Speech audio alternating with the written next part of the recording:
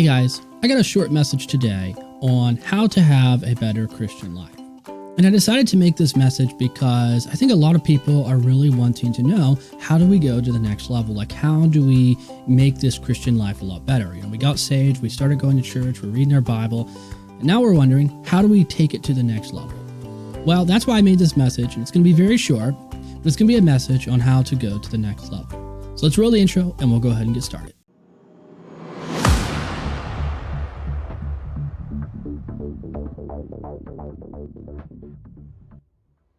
Well, Christianity is a very fun religion. It's very exciting, and it's just a lot of fun. Primarily because we get to ask really good questions, and we get to go searching for really, really good answers. And the question of upgrading or going to the next level or maturing or basically going from a baby stage to a mature stage, or AKA living a better Christian life, the answer to this question is very fun, actually. It's not just some lame old boring answer. It's actually really fun because what we're ultimately talking about is a lifestyle change. You know, we talk a lot about transformation in Christianity. We say, be transformed by the renewing of your mind, and that's obviously a scripture. It's in Romans chapter 12. But this transformation is actually talking about a lifestyle. You know, before you got saved, you were a sinner. You were a person who just went out and had fun and did a party life, and whatever it is you were doing, that's what you were doing. And then you got saved, and all that stuff changed. And now here you are, and you got a different lifestyle. And so now we're talking about taking that lifestyle and advancing it and improving it. And that's what we're going to do in this video. I have a great passage that we're going to look at, and I have a lot of great points that we're going to make about improving this lifestyle or becoming a better Christian. But before we get too far into this video, I just want to take about 20 seconds to tell you about my YouTube channel and why I think you should subscribe. First of all, this is a Bible study channel, and what we do here is study the Bible because we take the Bible seriously, and we seriously study the Bible. My goal for this channel is to get to 1 million subscribers. So if you click the subscribe button, you are helping me out in reaching the goal of 1 million subscribers. Oh, and also I forgot to tell you, my name is Adam Jordan Clark, and I publish a brand new video every single day. And when you click subscribe, you can help me out by reaching the goal of 1 million subscribers, and you also get a video like this every single day. Today, we're going to be talking about having a better Christian life and what you need to do in order to have a better Christian life, in order to advance and to upgrade and to go from baby Christian to not so baby Christian. How do you do it? Well, believe it or not, it's actually a lot easier than what a lot of people think that it is. It's literally just a one-step program. That's how easy it is. So I have this passage, and I want to show you what this passage is talking about. And this is a passage that you're kind of probably familiar with, or maybe you're not familiar with it. It comes from the Gospel of Mark. And for those of you who don't know, Mark's Gospel was actually written first. It's not Matthew's Gospel that was written first. Mark's Gospel was written first. And Mark's Gospel actually contains a lot of Jesus's real teachings. It's one of the best Gospels that we have. Nobody ever talks about it, but on this channel, we're always talking about the Gospel of Mark because it's just such a great Gospel. And so I love the fact that this passage is in the Gospel of Mark, and I love the way that it says it in the Gospel of Mark, and so that's why we're picking it today.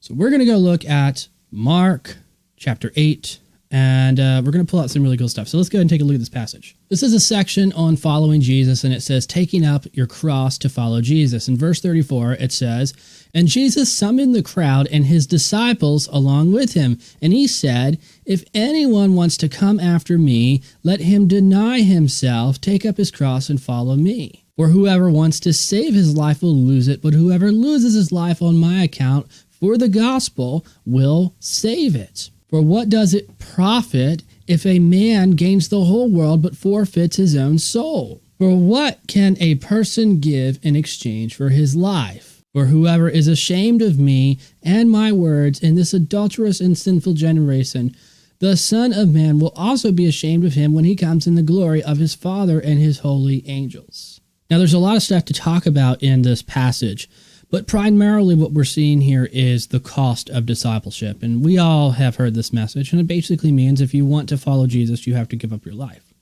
But what I really like about what Mark does here is Mark just doesn't say, hey, it's about giving up your life. He's also telling us what happens when you don't give up your life. And he, kind of asks this question. It's a very good question. He says, what good is it if a man gains the whole world but loses his own soul. And this is something that I think is just so phenomenal about Christianity. Because when I say Christianity, I mean real Christianity. I don't mean the mumbo-jumbo garbage stuff that you're seeing coming out of these churches in America. I'm not talking about a prosperity gospel. I'm not talking about any of that other garbage. I'm talking about what the Bible actually says. And it's incredible because when you compare all of these celebrity pastors and these mega churches and seeker-sensitive churches and all these different people out there, if you compare their message to what Jesus actually taught, you get two entirely different messages. The problem is that we know that Jesus was right, and we know that these other people who are preaching these different gospels are not right. And how do we know that? Because we can go to the Bible and we can figure it out. What I mean by that is this.